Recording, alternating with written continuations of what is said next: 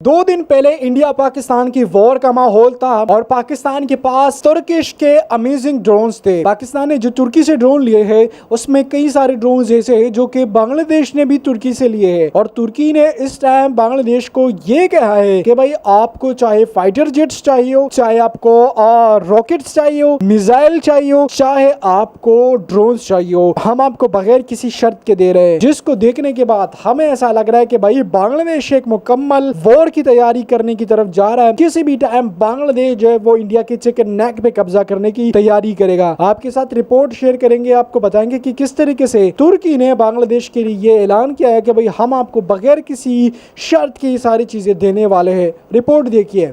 এ যেন এক প্রবল ঢেউয়ের মতো তুরস্ক থেকে বাংলাদেশে আসতে শুরু করেছে আধুনিক সামরিক সরঞ্জাম।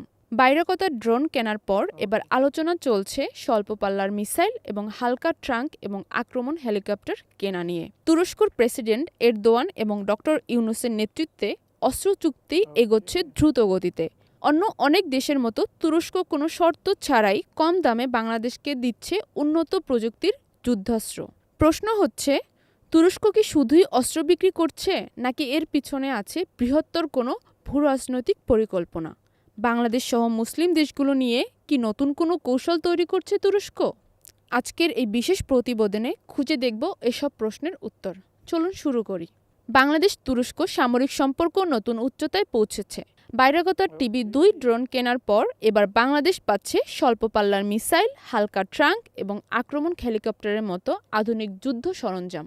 বিশেষজ্ঞদের মতে এজন্য দুই দেশের বন্ধুত্বের নতুন যুগ। বিভিন্ন দেশ যেখানে অস্ত্র বিক্রির ক্ষেত্রে কঠোর শর্ত আরোপ করে, সেখানে তুরস্ক কার্যত কোনো শর্ত ছাড়াই আধুনিক অস্ত্র সরবরাহ করছে বাংলাদেশকে। ইতিমধ্যে বাংলাদেশের হাতে পেয়েছে বাইরাকতার ড্রোন ও টাইগার মিসাইলের মতো বিধ্বংসী প্রযুক্তি। 2004 সালে স্বাক্ষরিত মিলিটারি ট্রেনিং চুক্তির পর থেকেই তুরস্ক থেকে সামরিক সরঞ্জাম আমদানি করছে বাংলাদেশ। এতে রয়েছে culvert missile, guided rocket system, cobra light vehicle, এমনকি ড্রোন ও আর্টিলারি সেল তৈরির প্রযুক্তিও।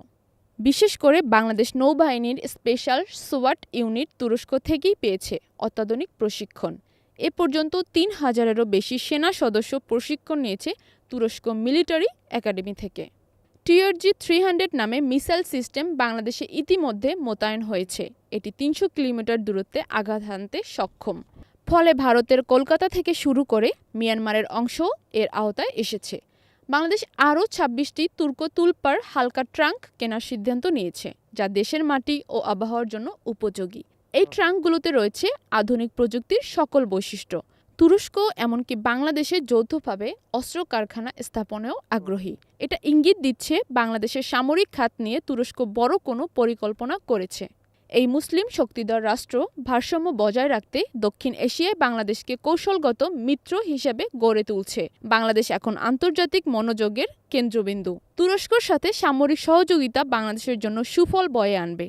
আপনার মতামত জানাতে অবশ্যই মন্তব্য করুন। जैसे मैंने आपको बताया था कि बांग्लादेश इस टाइम के फुल तैयार है, चाहे वो बॉर्डर की सिक्योरिटी के लिए हो, चाहे वो ड्रोन्स की सिक्योरिटी के लिए, हर चीज के लिए बांग्लादेश तैयार है। बांग्लादेश ने कुछ अर्सा पहले ये कहा था कि हम राफेल लेने वाले, लेकिन जब पाकिस्तान ने राफेल की टुकड़े टुकड़े किए हैं ना, तब बांग्लादेश ने तौबा कर लिया कि भाई हमें राफेल नहीं चाहिए, हम ले रहे हैं सिर्फ J-10C मिसाइल। अगर हम फाइटर जेट के लिए लेंगे या तो वो हम चाइना से लेंगे, तो फिर हम जो है वो तुर्की से लेंगे। अब मैं अगर चीज सजेस्ट करूंगा बांग्लादेश एयरफोर्स को या बांग्लादेश आर्मी को, मैं कोई होता नहीं हूँ लेकिन मैं एक बात कर रहा हूँ, जनरली बात कर रहा हूँ, बांग्लादेश को अगर चाहिए ना तो बांग्लादेश सही मानों में तुर्की से ड्रोन्स, मिसाइल और आर्टिलरी सिस्टम ले। पाकिस्तान से गोला बारूद जितना भी है वो ले, चाइना से फाइटर जेट्स थे और जो FEL-15 नामी जो मिसाइल है वो ले, क्योंकि जो FEL-15 नामी मिसाइल है पाकिस्तान ने इंडिया के ऊपर सही तरीके से इस्तेमाल कर लिया है और पाकिस्तान ने जो इंडिया का हड़कम दड़कम बचाया हुआ है ना, वो आप लोगों ने देख लिया कि पाकिस्तान ने किस तरीके से उनके 5 फाइटर जेट गिराए हैं और ये 5 फाइटर जेट इंडिया को $1000 मिलियन